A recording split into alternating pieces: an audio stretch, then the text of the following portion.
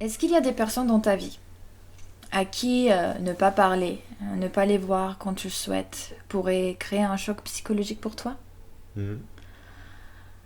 Est-ce que tu peux imaginer laisser les gens qui t'entourent, quitter soudain ta maison, ton village, ton pays, sans jamais pouvoir y retourner? Dans les lieux que tu considères comme chez toi, est-ce que tu as une boussole, un objet ou un endroit sans lequel ta vie quotidienne ne sera plus la même? Ça peut être un arbre, une pierre, un café, enfin n'importe quoi. Ok, ouais.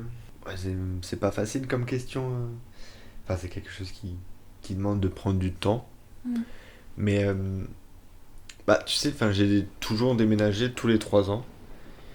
Et à chaque fois, je changeais de ville. Enfin, j'ai habité à Paris, à Metz. À un moment, je suis parti en Allemagne, en Martinique. Et tous les 3 ans, bah, j'essayais de construire quelque chose. Enfin, j'essayais de me construire moi-même et construire aussi une amitié avec mes potes. Et au final, au fur et à mesure, je me suis dit, bon, bah, en fait, il y a une fin. De tous les 3 ans, je savais que ça allait être fini. Et c'est peut-être ça aussi qui m'a fait que je m'attache peut-être moins avec les gens. Et c'est vrai que maintenant, là, si on me dit tout de suite, bah, c'est fini, faut que tu partes. Tu me disais pour la pierre ou un truc qui va te manquer, je pense qu'il y a Gaes et Blaise. Enfin, Guys? enfin oui, Gaes-Plessheim, en gros, c'est le village où j'ai habité. Et il y a une piste cyclable entre ces deux villages. Et j'y allais tout le temps. Et en gros, il y a deux arbres, deux immenses arbres. Et il y a un banc au milieu. Et je me posais. Enfin, je prenais mon temps de m'asseoir et de contempler les champs qu'il y avait en face de moi.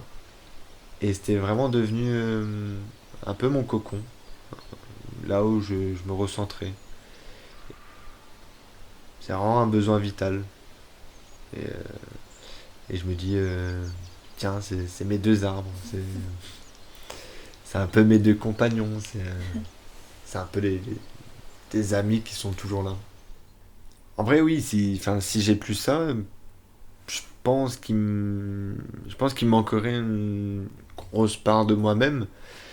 Et, et de me dire, bah, c'est con, enfin, j'aimerais bien y aller.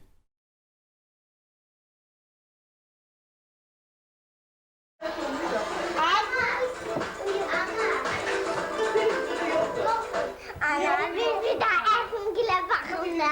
Ana bir daha Erkungil'e bakın. Ama kalan gidiyor biri hadi. Kalan gidiyor. Arif sergülerim, sergüler yaşam olarak.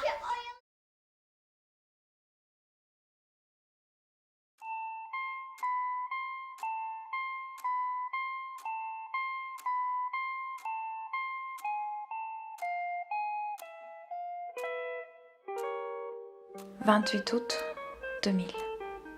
J'avais 4 ans. Je découvre un caméscope pour la première fois. Je pleure.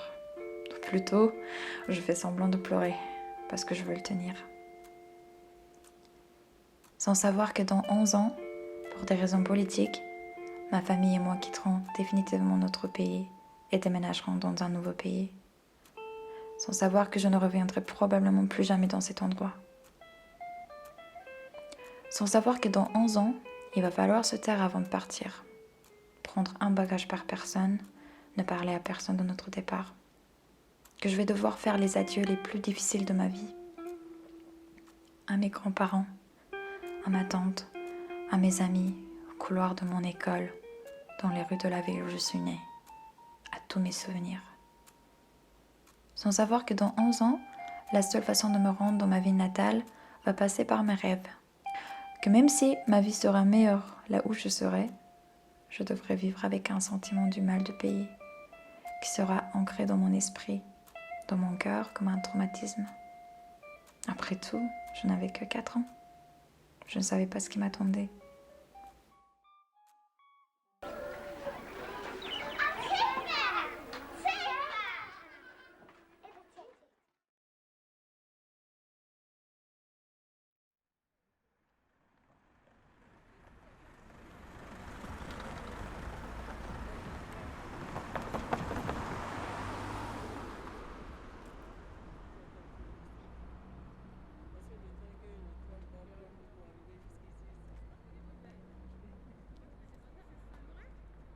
11 juillet 2020, vers minuit, juste après avoir bu quelques verres à la Solidarité, un bar de Strasbourg, je décide de rentrer chez moi. Alors que j'essaie tant bien que mal de décrocher mon vélo, le vélo voisin tombe violemment au sol. Soudain, quelqu'un tente de m'aider. Son visage m'est familier. Je reconnais Benjamin.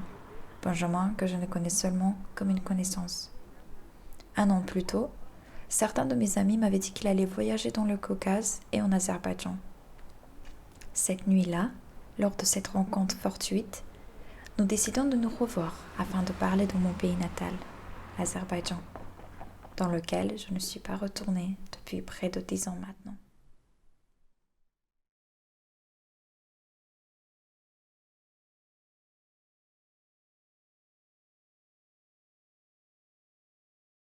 En fait, cette partie-là, c'est mon école à Bakou du coup. Imagine, ça c'est Étoile Bourse, et l'autre côté c'est Esplanade. Ok, ouais. Moi, cet endroit, à chaque fois que j'essaie de me rappeler, j'arrive pas à imaginer les bâtiments, les magasins, enfin, ce genre de détails, je les vois pas. Pourtant, j'ai juste dans ma tête les moments et les personnes avec qui j'y étais là-bas. Ouais, surtout le souvenir. Ouais, c'est ça. Non, mais c'est vrai qu'au final, quand on vit dans la même ville, tous les jours, on prend des mêmes rues et ça devient une marche quotidienne, une routine quotidienne.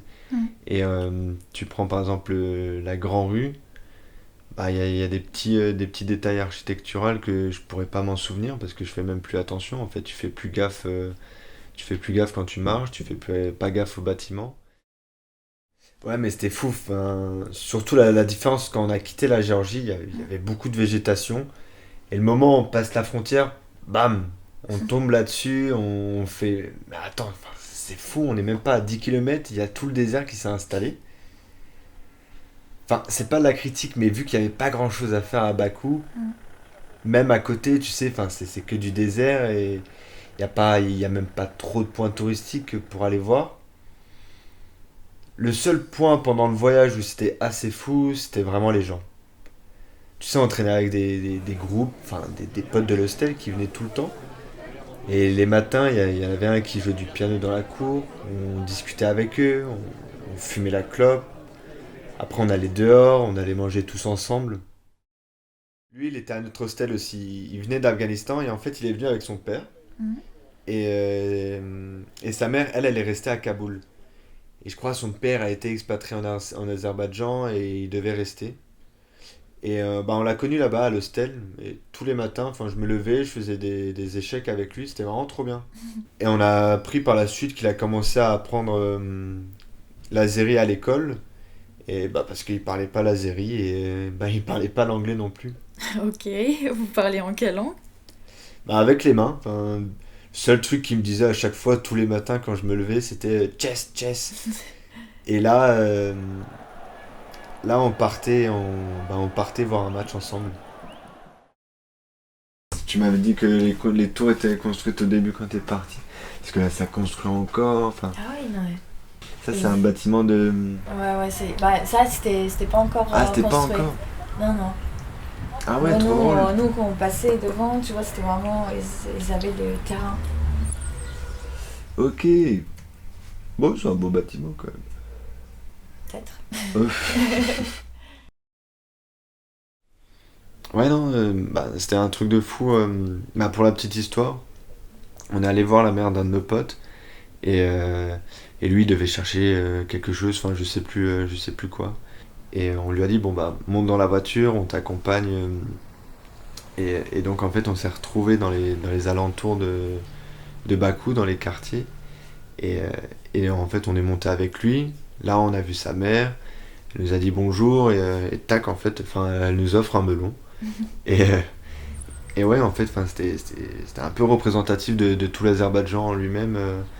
C'était quelque chose d'hyper communautaire, ouais. Ouais, c'était un truc comme ça, ouais.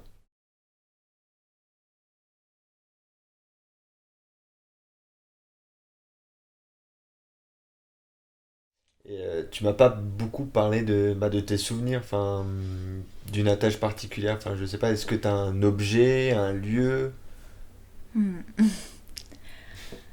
Bon, c'est vrai que c'est dur d'y penser, puisque ça fait 10 ans maintenant.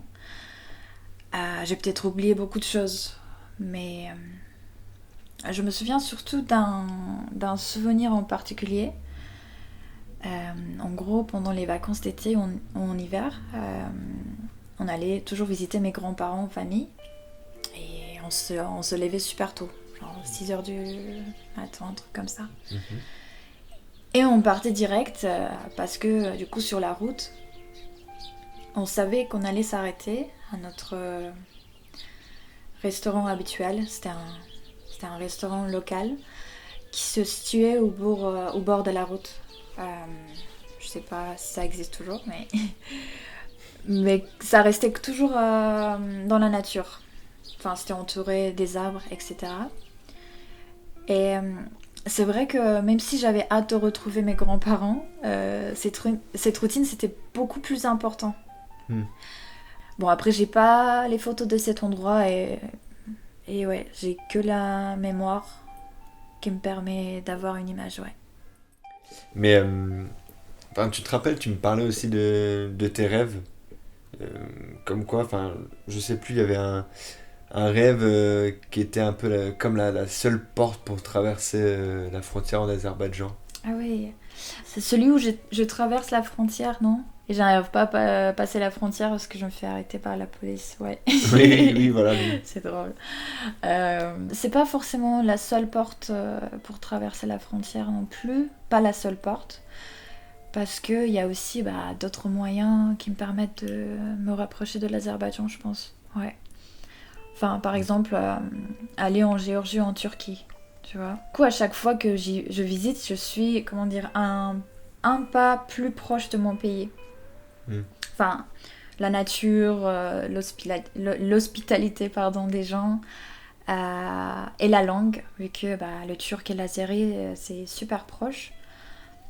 Et puis ouais, au final, peut-être c'est pour ça aussi que je suis si attachée au cinéma, pour rechercher justement les images mentales qui me pourchassent, que j'ai perdues dans ma jeunesse. Non. Après, c'est un peu compliqué si tu peux pas rentrer chez toi. Tes films, ils deviendront un peu des western spaghetti. Western spaghetti, c'est quoi? Tu sais, c'est les réalisateurs italiens qui allaient en Espagne pour tourner des westerns, Le Bon, la Brute et le Truand. Ah oui. Ah, j'avais entendu ça, ouais. En vrai, ouais, c'est drôle parce que j'avais déjà pensé à ça.